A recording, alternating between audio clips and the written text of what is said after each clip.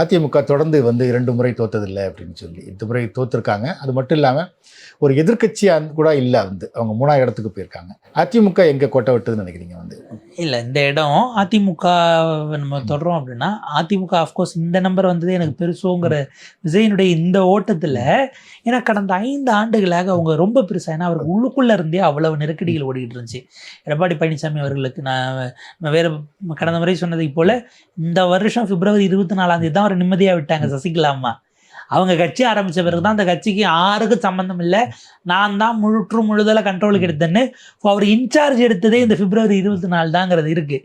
இதற்கு நடுவில் அந்த கேடஸை அவர் கன்வின்ஸ் பண்ணியிருந்திருக்கிறார் அப்படிங்கிறது தான் அந்த எண்ணிக்கையிலிருந்து நமக்கு தெரியக்கூடியதாக இருக்கிறது. மோசமான சூழ்நிலையிலும் கூட இவ்வளவு தூரம் இதில் ஒன்று பாமகவோட அவங்களுக்கு நல்ல கெமிஸ்ட்ரி என்பது களத்தில் ஒர்க் அவுட் ஆகிருக்கு. பாஜகவினுடைய வாக்குகள் சில இடங்களில் தேவைப்பட்ட இடங்களில் டிரான்ஸ்ஃபர் ஆகிருக்கு. பட் அதிமுக வாக்கு பாஜகவுக்கு போகலைங்கிற மாதிரி இல்லான சில ரீடிங்ஸும் இருக்குது. ஏன்னா உங்களுக்கு வந்திருக்கக்கூடிய முடிவுகளை வச்சு பார்க்கும்போது அது அப்படி தான் ரீட் பண்ண வேண்டியதாக இருக்குது. அப்போ ஏதோ ஒரு புள்ளியில் ஐ திங்க் ராயபுரத்தில் ஒரு ஜெயக்குமார் அவர்கள் கட்டுத்தொகையை இழக்கிற அளவுக்கு அது 18,000 வாங்கியிருக்காரு. சென்னையில் பார்த்தீங்கன்னா நிறைய இடங்களில் அதிமுக வேட்பாளர்கள் ரொம்ப குறைவான தொகை 17-18 அந்த அளவில் இருக்காங்க. அப்போ நீங்கள் தலைநகரத்தை இழக்கிறீர்கள்ங்கிறத தாண்டி தெரிந்தோ தெரியாமலோ தலைநகரத்துக்கு தான் முக்கியத்துவம் கொடுக்கக்கூடிய இடம் வந்துருச்சு. அது சரியாக தவறானா வேற விவாதம். பட் அங்கே உங்களுடைய ஹோல்டு இல்லைன்னா அதுவே பிரச்சனைக்குரியதாக அல்லது கேள்விக்குரியதாக மாறுகிறது அப்படிங்கிற ஒரு பாயிண்ட் இருக்குது. இபிஎஸ் அவர்கள் கடந்த 5 ஆண்டுகளில் மேபி அந்த இன்டர்னல் தொல்லையெல்லாம் இருந்ததுனால அவர் எதுவும் செய்ய முடியாமல் போயிருச்சா?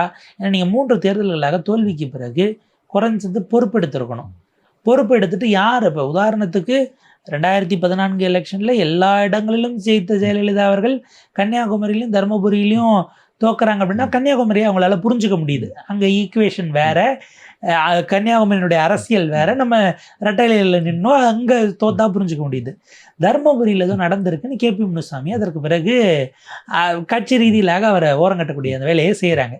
அப்போ நீங்கள் அங்கே அன்புமணி ஜெயிக்கிறதுக்கு நீங்கள் துணை நின்றுட்டீங்களான்னு அதுக்காக எடுக்கப்பட்டதாங்கிறது அது ஊரறிஞ்ச ரகசியம்னு வச்சுக்கோங்களேன். அதற்கு பிறகு அவரை சைட்லைன் பண்ணாங்கங்கிறது. அப்போ தென் மாவட்டங்களில் உங்களுக்கு நீங்கள் 3ஆவது இடம் போகிறீங்க, தாமரைக்கு கீழே போகிறீங்க. கொஞ்சம் தப்பிச்சோம் பிழைச்சோம்னு தான் நீங்கள் 4ஆவது இடம் போகாமல் டீப் சவுத்தில் இருந்தது ஒரு தொகுதியில். அப்போ அதற்கு யாரை பொறுப்பாக்கினீங்க?